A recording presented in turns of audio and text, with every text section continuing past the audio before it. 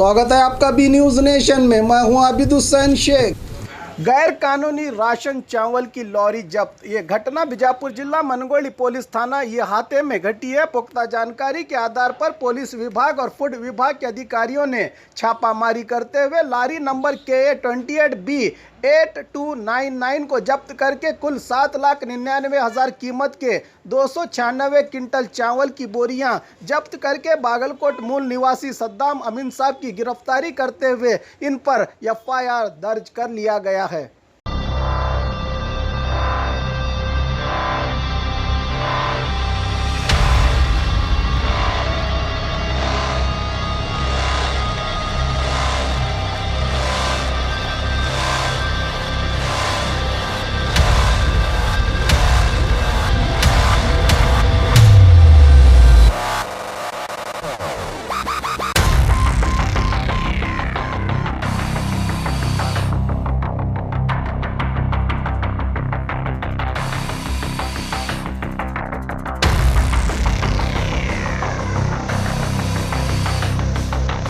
और खबरों के लिए देखते रहिए बी न्यूज नेशन।